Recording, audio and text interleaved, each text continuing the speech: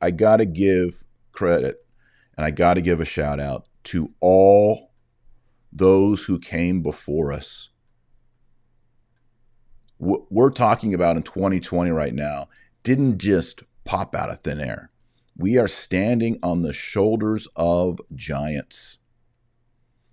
There were heroic bishops and cardinals in the 1960s and 70s who were saying all these same things. It's just now it's gotten more popular.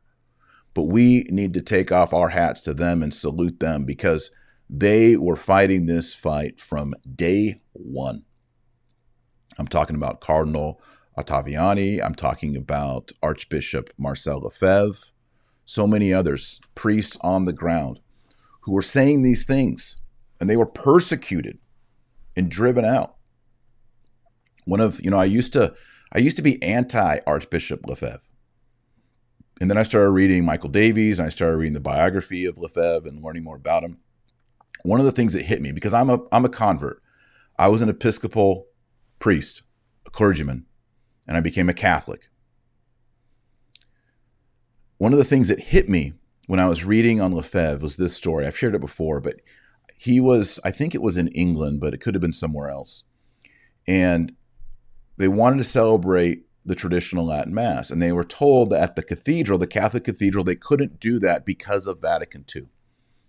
So they were barred from celebrating the traditional Latin Mass, even at a side altar. Remember, the traditional cathedrals have the high altar, and they have all these side altars for priests to say Mass, many priests, dozen priests, because they didn't have concelebration back then. He laments that he's told that they can't celebrate the traditional Latin Mass, which was celebrated on those altars for centuries. But then he learns that they're allowing the cathedral to be used by Methodists for a Methodist ordination ceremony. What? In hearing that reflection by Archbishop Lefebvre, I could hear, even though he's gone on to his reward, I could hear his heartbreak. He, an archbishop, has been saying the traditional Latin Mass since the day he was ordained, every single day without interruption. And then one day they say, no, you can't say that anymore. You say this new one. It's barred. It's forbidden. You can't say that. He goes, this is what I've always said. You can't say it.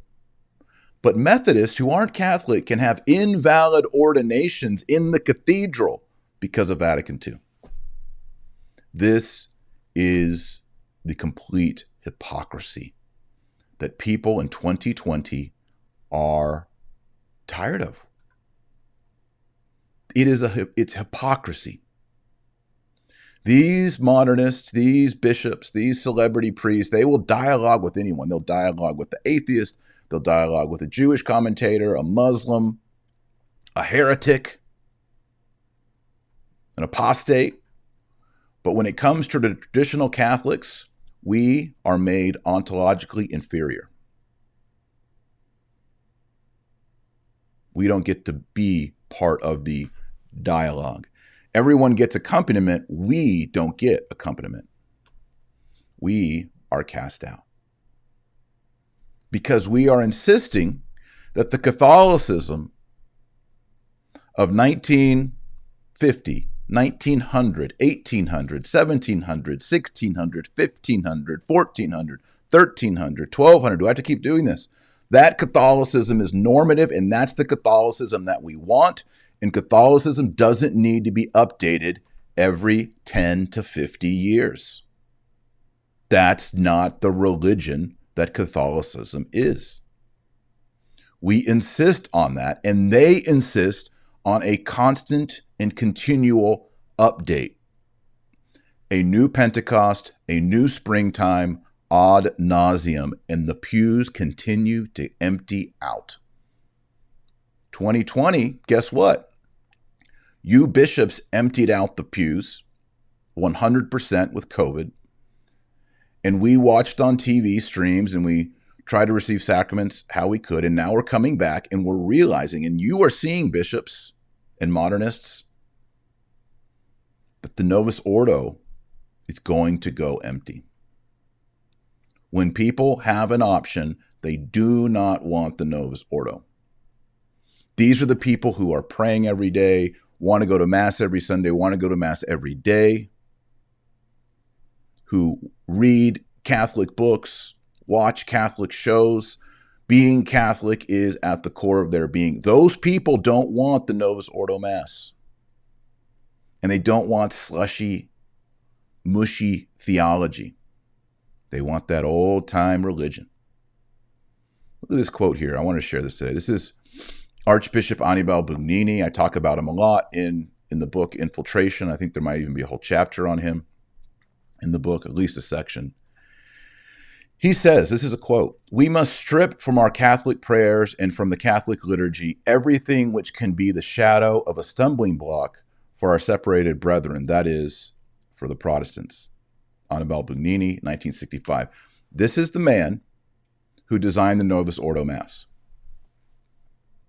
I believe that there is substantial evidence that he's a Freemason. I detail that in my book, Infiltration. Not a slam dunk, likely. The man who was designated by Pope Paul VI to create the new order of the Mass, the Novus Ordo Mass, where the priest stands over the altar and looks at the people. It's in the vernacular. They remove a bunch of prayers. They remove the offertory prayers. They simplify the Kyrie, remove prayers at the foot of the altar, remove the last gospel. I could go on and on. The man tasked to design that liturgy, which so many people have grown up with, he said, we must strip from our Catholic prayers and from the Catholic liturgy everything which can be the shadow of a stumbling block for Protestants. That the liturgy you want to go to? The one that got, as he says, stripped down? That's not the one I want to go to. I want to go to the original one, the old school. I don't think, correct me if I'm wrong, but I'm not.